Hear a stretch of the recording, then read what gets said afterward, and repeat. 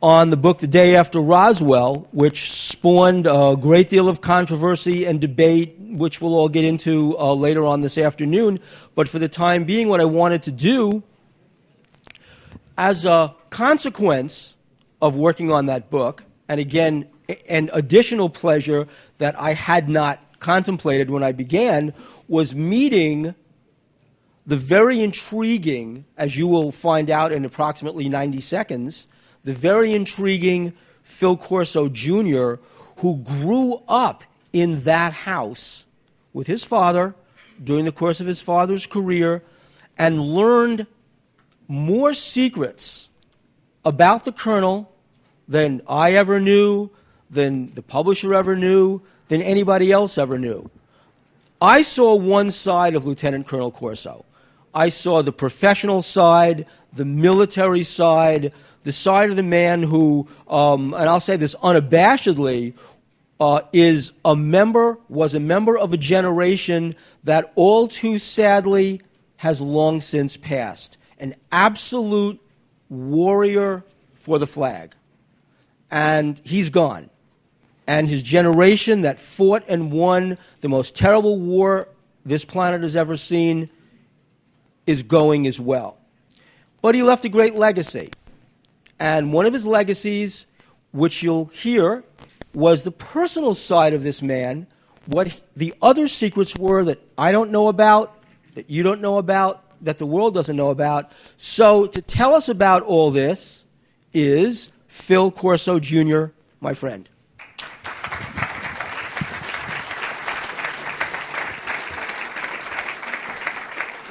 Thank you.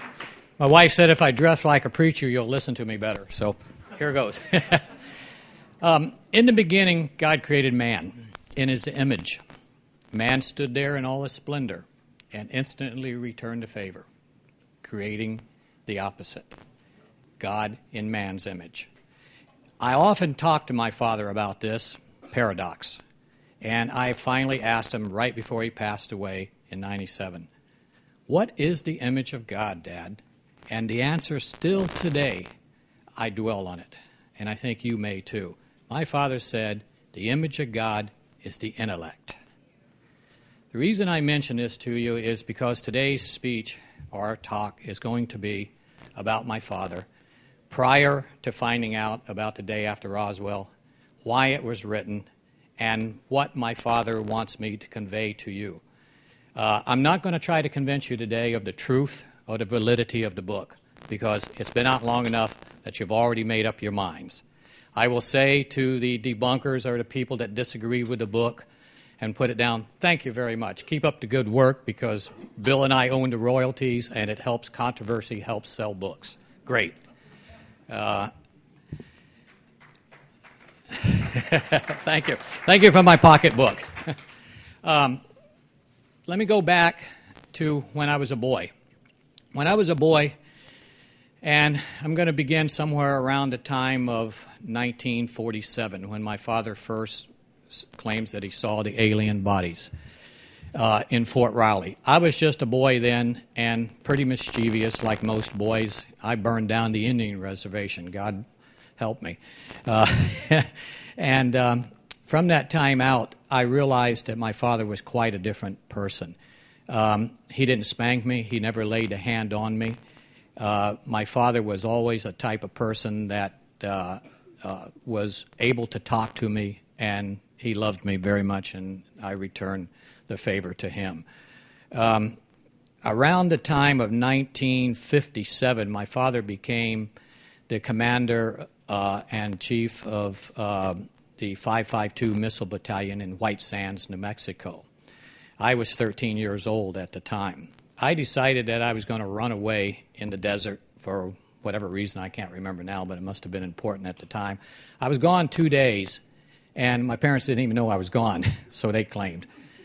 I had an experience there that produced some photographs. I had a little Brownie camera.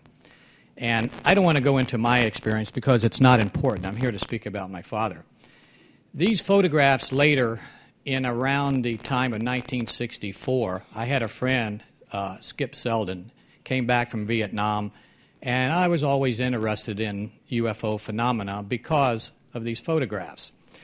And I said to Skip, I said, I took some photographs when I was a boy and blah, blah, blah, blah. And he says, oh, I have a friend in the night vision laboratory in El Paso, Texas. I'll have him send you your photographs. And sure enough, my photograph showed up. This was always a sore subject with my father, very sore. Remember, my father had 9 clearances above top secret.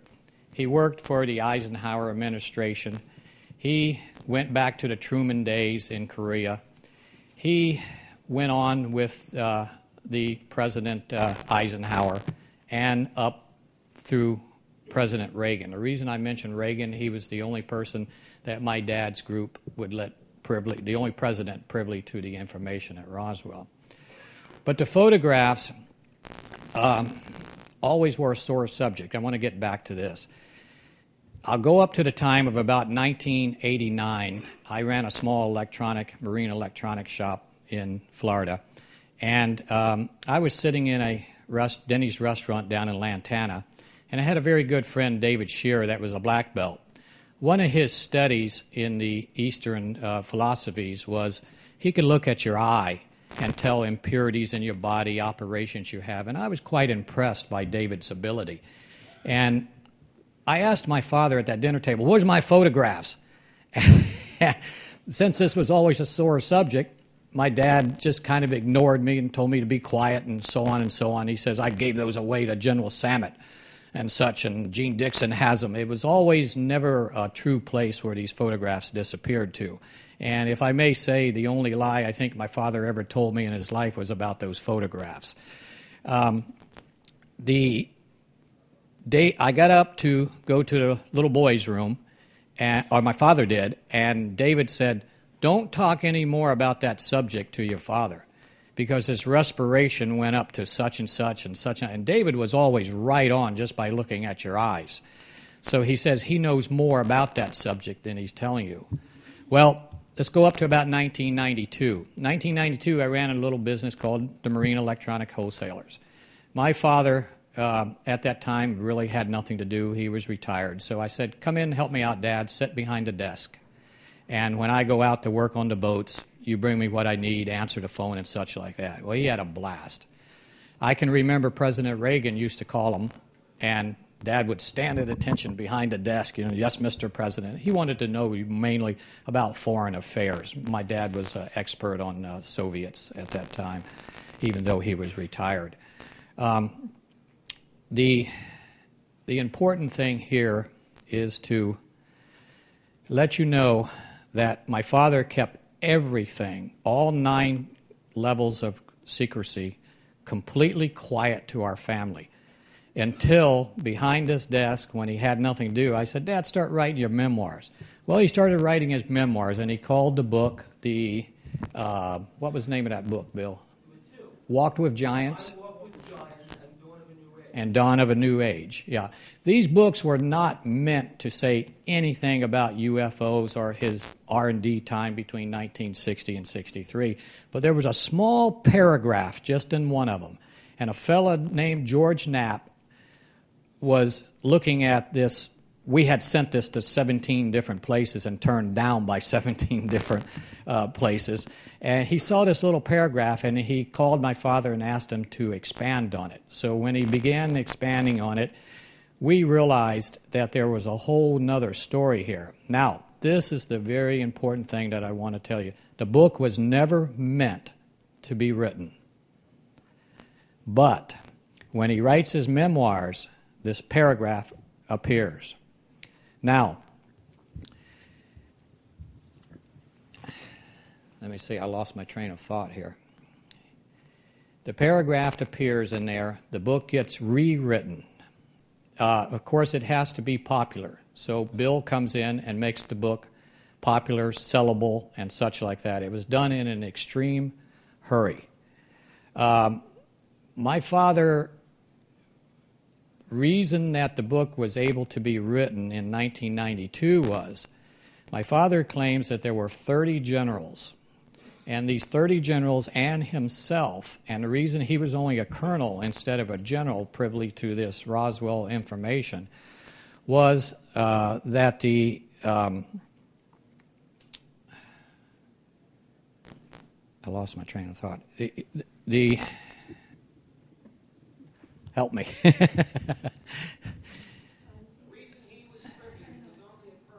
Yeah, they had a battlefield oath, the 30 generals, and this was a brotherhood. And coming from this brotherhood, they decided that no one was going to know this information except for President Reagan and, of course, Eisenhower, because Dad had Colonel North's job or originated a job during that time. The last to die, they said, could tell. The last to die was General Trudeau, which he worked for, and General Trudeau passed away in 1992. So Dad felt that he could go on and elaborate from this paragraph and write the book. It was a shock to me, shock to the rest of the family. In the beginning, it was that we didn't believe him. We questioned him over and over again. He says, oh, no, it's all true, and such like that. Why did you hide my photographs? Why did you do this? Were my answers and such. His answers on the photographs were, well, you didn't need to know. And being an intelligence officer and actually founding the basis of our intelligence apparatus that we had since 1947, which he attended Cambridge University, to learn intelligence and bring back to this country and teach this intelligence training to our country. He is a person that would never say a thing unless he felt that you need to know. The book was elaborated on, and his main reason for writing the book was to let the young people know. He felt that the young people could handle the knowledge of knowing that we have been visited, that there is other places, that there is more than meets the eye to our life or our planet. He left a stack of documents for me. I've tried to distribute these on the internet.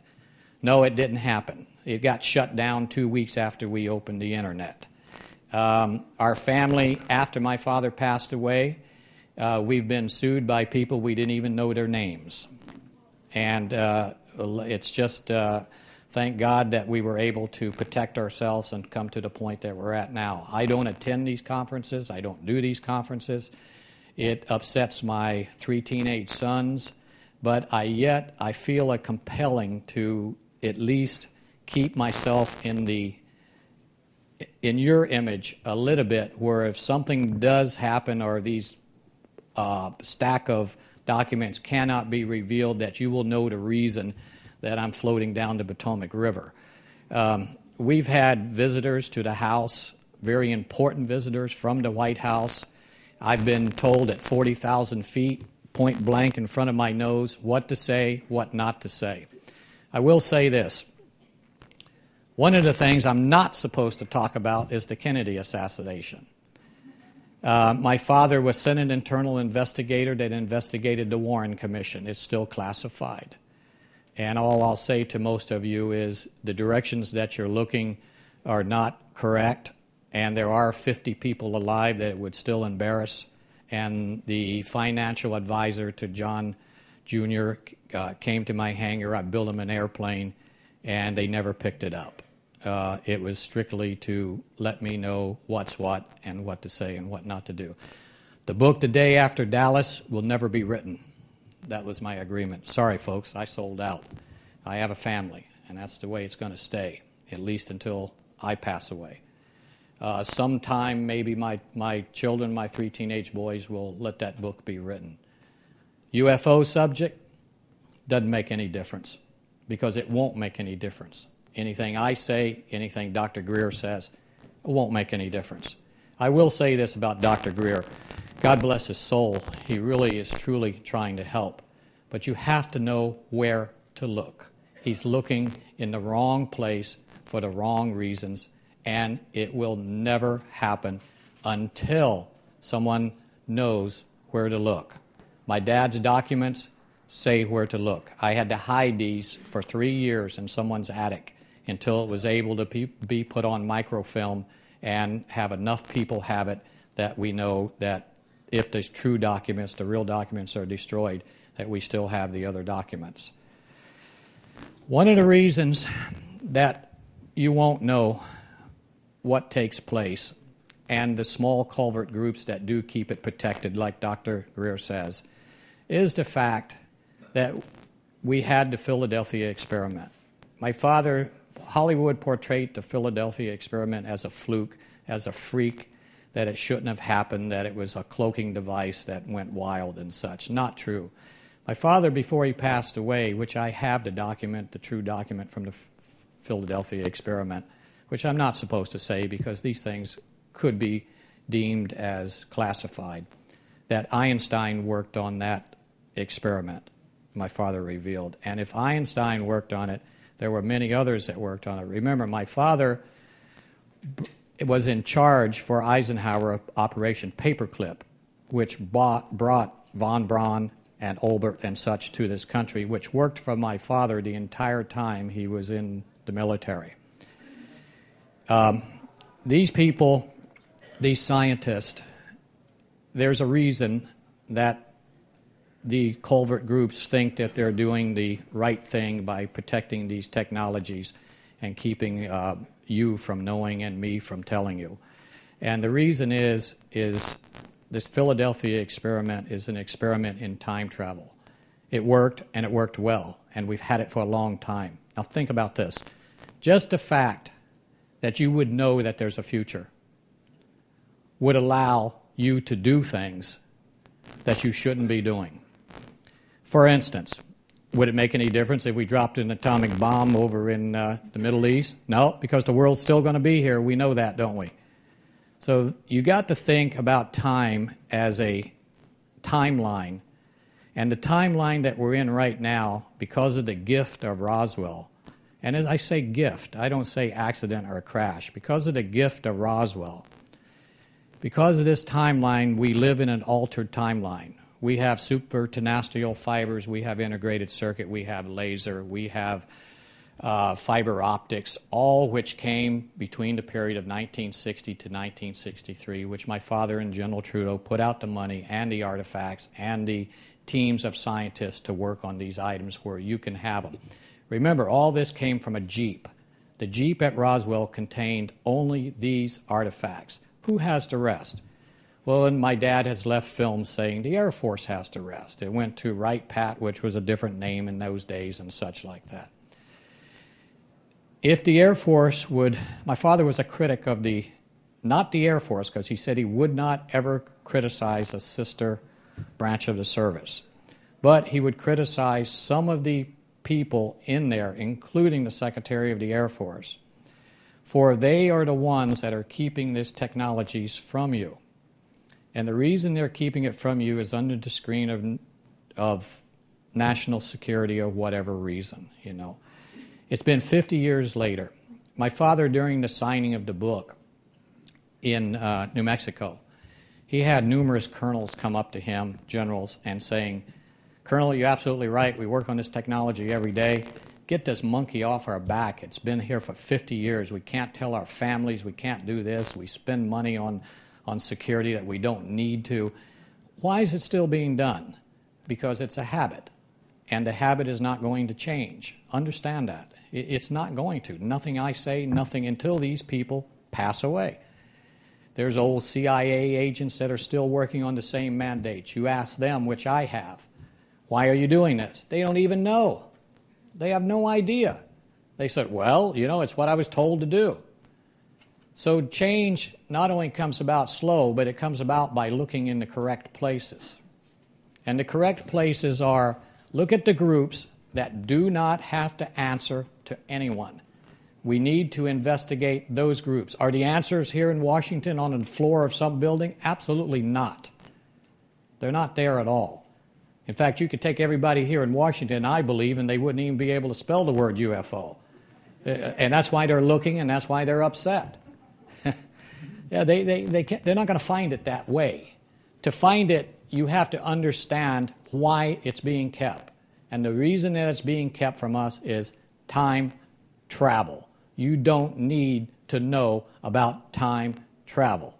A UFO appears in 1947 with a magnetic field around it that is laced with yttrium and other items. My father left a complete list of what the craft is, how it works, and how it could be replicated again, and how it could be sent back in time again as a gift. So the technology is there. We're working on it. Doctors are working on it. These are people that feel that they are saving the world by sending this craft back.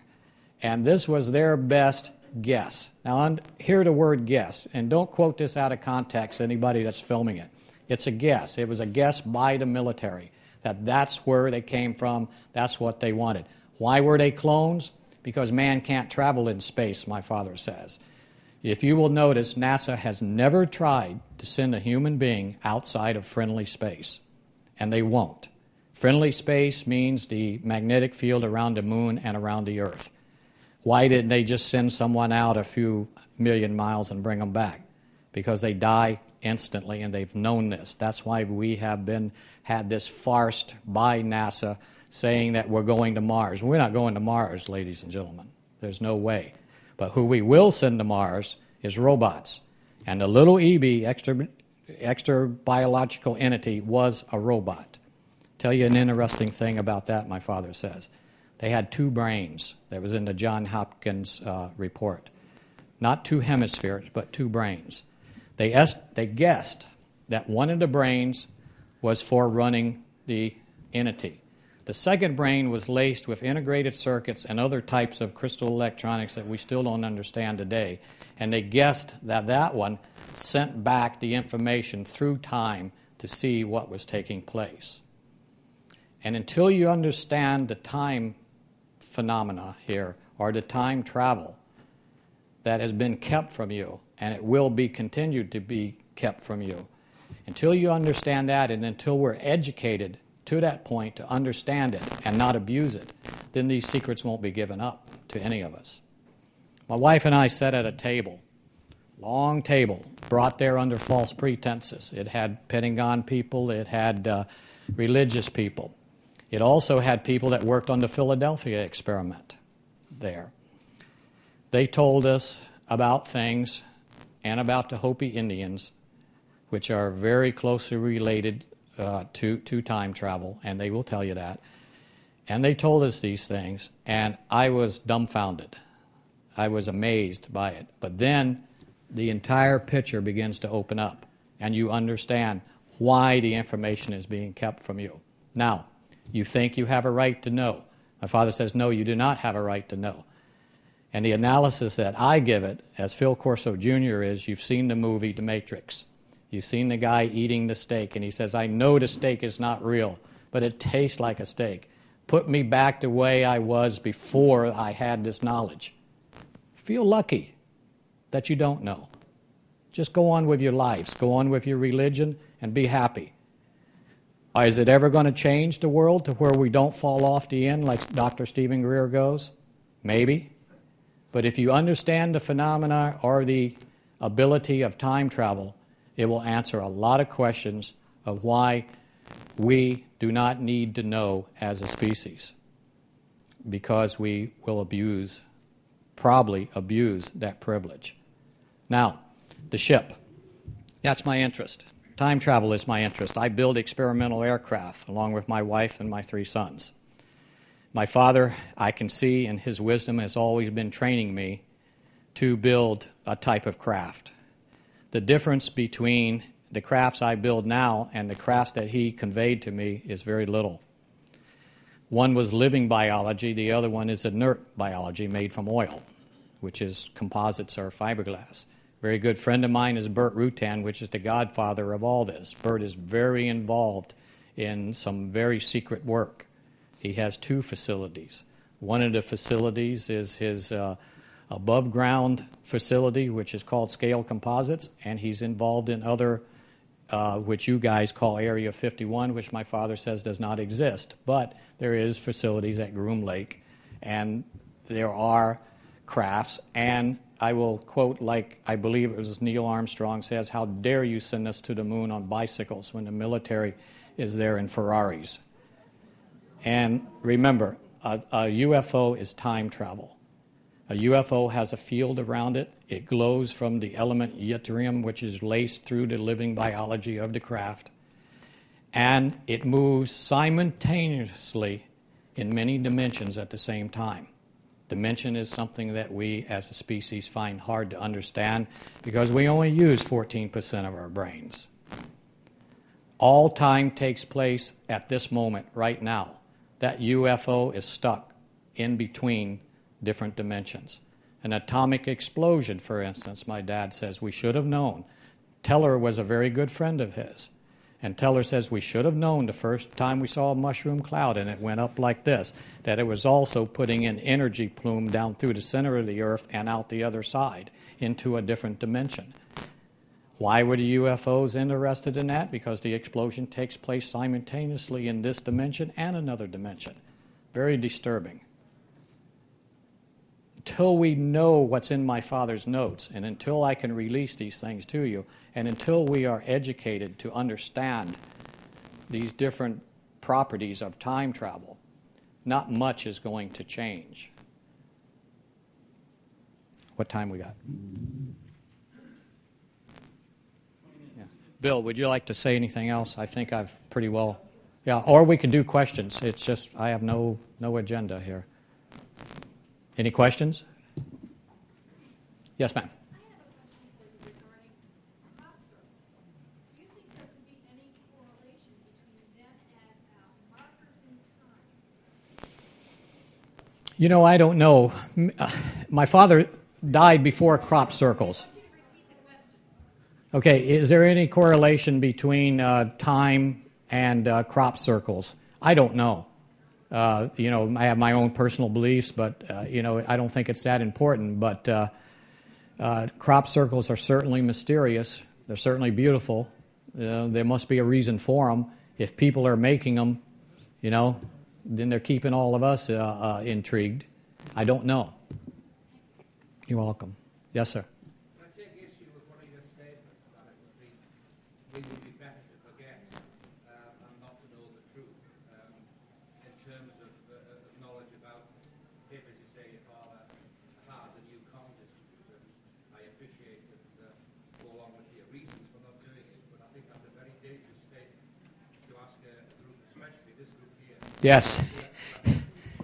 I saw the looks. I saw the looks on your face. Yes, it's something that you don't want to hear. That's right. All I'm telling you is what my father said. My father says, yes, you don't need to know everything. And I'm sorry, but that's the way he put it to me. And indeed, he did not tell us, even our family, anything prior to 1992. So you don't need to know. Maybe you'll need to know tomorrow. I hope so. What do we need to know about? You need to know where to look. You need to know where to look and why to look. And if you expand on this thing of time travel I just mentioned to you, you will begin to understand why it's kept from you. What about energy? What do you mean energy?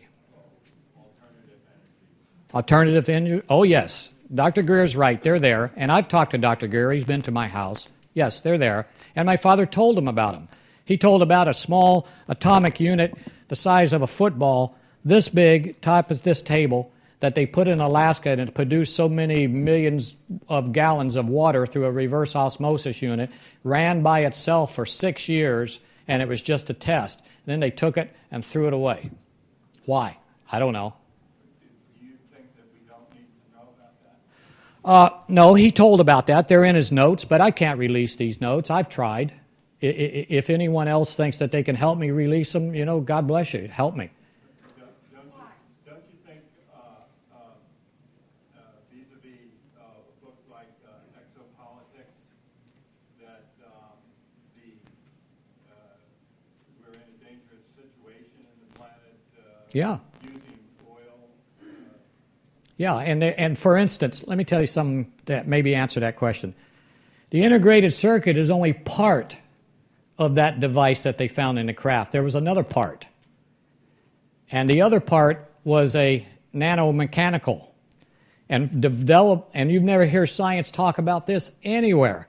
But my dad took to John Glenn a development and showed him the actual brief on it and the pictures of it, a small automobile that ran on 4 flashlight batteries for a year with this fluid amplification, which we know is a contradiction in our science. We can't amplify fluid, but this other part of the IC did. This was the other half. So this type of technology is what the Air Force is holding right now. What about matter, antimatter, battery? I don't know anything about that. I can only relate on my dad's notes. As far as the craft goes, we know a lot about the craft. He left Burt Rutan a paper that I haven't taken to him yet, but now it's time to take it. What about gravity, coherent waves? Using gravity, amplifying gravity. Well, you don't need to amplify gravity, and you don't need to do any of that if you have time travel. It's all related. Yeah, I met Al Pudolph. He came to the house. A lot of scientists came to Dad's house when he wrote the book.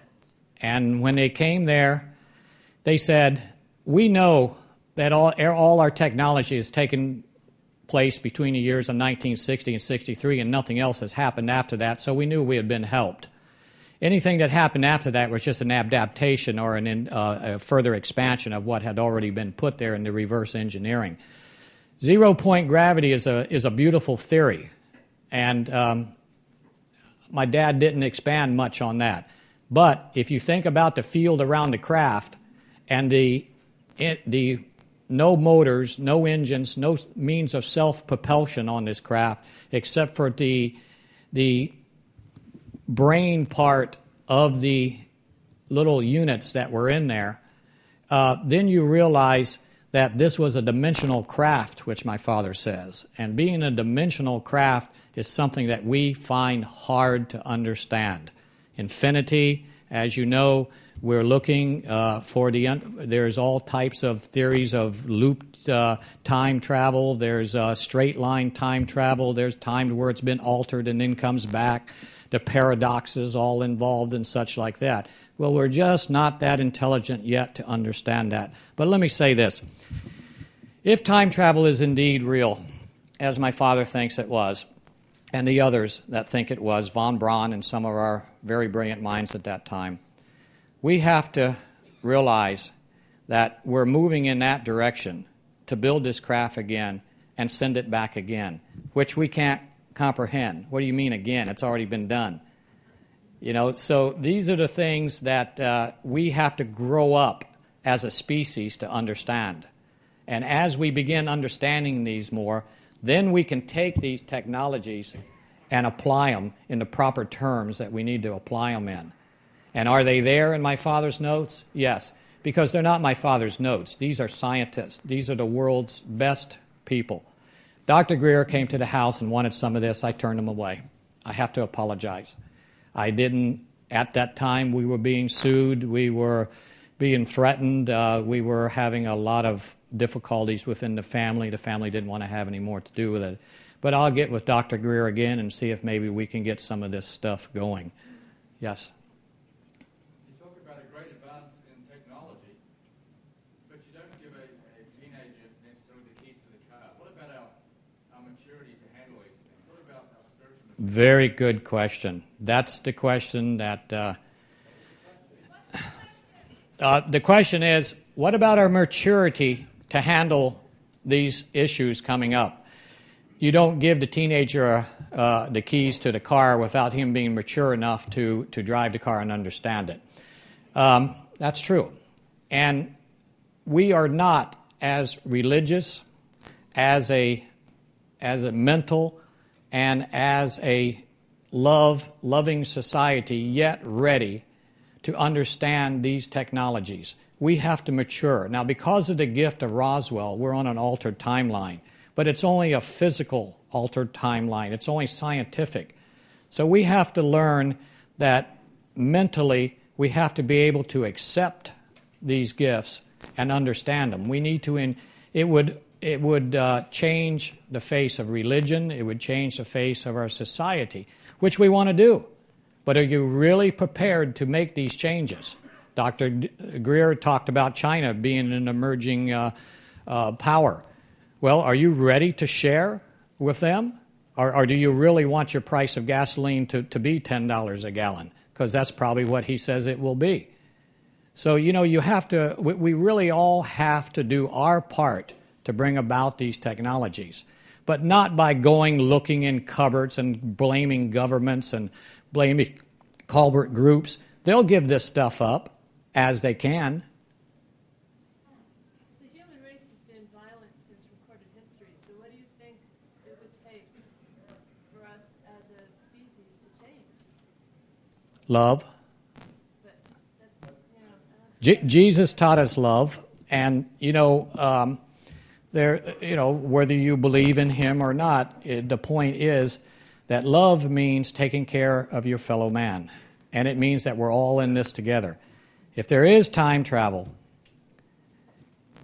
maybe now I said, so don't get angry and throw things at me, but maybe that's all we get as a God. Maybe we only look after ourselves. Now, the universe would be no reason to exist if we were not aware of it. There would be no reason to have God if we were not here. Did your father believe in forward time travel? My father believes, from the scientist that he worked with, that time travel is an everyday occurrence within our military. That's all a UFO is. It's a time traveler. It is. No, there's only backwards. Yeah, Einstein's theory. But if you think about it, someone comes back from the future, that's the same as knowing the future. So if we were given a gift from the future with the Roswell and some of the other crashes. Oh, by the way, before I forget, we're going to have other crashes, my father said. It's going to be in a yearly occurrence. And we have to get them out of the hands of the military. We need a group that can handle that. And that comes from money. So find the money, solve your problems, and the money has to come from people that are sitting out here that have the money. Yes, sir? Is time travel work still going on at Montauk? I don't know where it's going on, but I know it's going on at Groom Lake. Yes, sir. Absolutely. And my father left detailed drawings of maybe I can get them out to you guys of how to make these machines for our everyday use. I don't know what's going to happen. You might find me floating down the Potomac River. Who knows? Yes, sir. Is the United States the only country on this planet that maintains and has a majority of all these technical wonders from? Absolutely. Well, what about the other governments like Russia and China? I mean, they're aware of this. Are they not using that as part of a bargaining chip with the United States as far as trade and all the other commerce that goes on around the world? Well, the civilian advancement of this technology is around the world. That's the brain pool that came from the Jeep, at Roswell. The brain pool that comes from the rest of the technology is only military. So it's not being developed at the same rate that the rest of it is. Any other questions? What about Iraq and the solid point in exopolitics that the military wants to gain access to a Stargate technology in Iraq, and that's the reason it's going into Iraq? I don't know. All I can say is... Very detailed explanation in exopolitics. Well, the Roswell craft is a time traveling, so it is a Stargate. So, think of it that way. Yes, sir. I don't know. Yes, sir. Time loops, if they actually are capable of doing the time travel now, are they altering our time loops constantly? We live in an altered time loop right now because of the technology. But are they redirecting us as they can change the future if they go out into the future? Who's they? What do you mean? They have that capability? Yeah, the military has the capability, and I don't think my father thought that they don't understand it too much either, and that's why it's kept quiet until they learn more about it. Remember, the craft moves through all time and space simultaneously. Very hard to comprehend. But if you see a craft moving in the 50s, you could also see it moving in the year 2032. That's why it looks opaque. That's why it has auras around it and such like that, because it's dimensional travel. Now, Einstein states in relativity theory, you move from point A to point B, you travel toward the speed of light, and time begins to slow down and such. So you see, there is no classical travel of Flash Gordon going to a nearby planet. There's only dimensional time travel. When you begin going to the other planet, you're dimensionally time traveling. Yes, sir. Well, I'm wondering if your father ever said anything to you about, I guess, a man he considered his mortal enemy, Philip Klass. Because as you know, he did talk to me about it. I don't know who that is. He's a career debunker. Oh. These UFOs don't exist. I'm sorry, I asked if his father had ever said to Phil Jr. about Philip Klass. Most of you people know about, he's the big debunker. He's been fighting against UFOs existing for 40 years. Just curious to know if he had said anything to you about it. No, but remember again, time travel is the reason that there's debunking.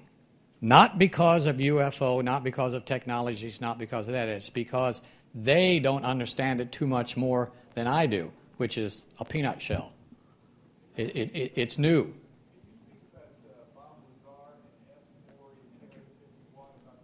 My dad said he's a phony.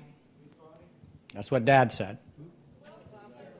I have no opinion whatsoever about him.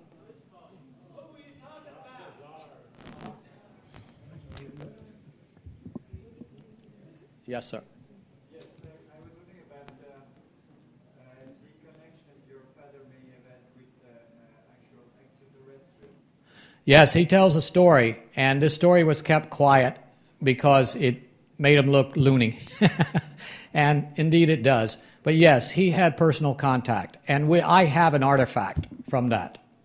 Sent it to a very famous scientist. Someday he'll return it to me, and there's a purpose for it. Yes, ma'am. Your father had contact with real ETs or these robotic things that were in the craft? They were different looking than the craft. Yeah, he drew a picture of them, taller and thinner and such like that. Father was a very strange man. My father had almost perfect recall, photographic memory. The more I think I understand him, the more I don't understand who he was. I've seen him do things that were quite unreal, things that I guess you could call no more than a miracle sometimes. He was in too many places at one time to have the career that he had. Bill will contest to that. It's almost unbelievable that a man could sit at Panmunjom and be in charge of Rome after the war and work with all the administrations and be in on the missile crisis with Kennedy, releasing that information when Kennedy didn't want to. That's another story, but I don't want to go into there was a lot of politics besides UFOs. UFO was a small part of my dad's career, a very small part. Bill and I will try to put out more of that. It seems like every time we try, it just kind of fizzles and dies on the vine. Yeah, connecting the dots with Paula Harris was a dear friend of my father. I think she loved him as much as I did. And the contact experience is in Paula's book. Paula is from Rome, and she held it back because in this country, it's if you saw her lecture, it's treated so much more laughable here than in other parts of the world. She showed me something very interesting today, where an article appears at the headlines of one of the top newspapers in Italy, where here it doesn't even appear at all. So it just shows that there's a different attitude here. The attitude, you people take it serious, but most of the world out there in the United States does not take it serious. We need to change them, educate them, and work on them. We need to get these papers out. If Stephen Greer could have these papers, he could probably work miracles. Can I give them to him? I don't know. I really don't. Time's up? Yeah, I got the signal.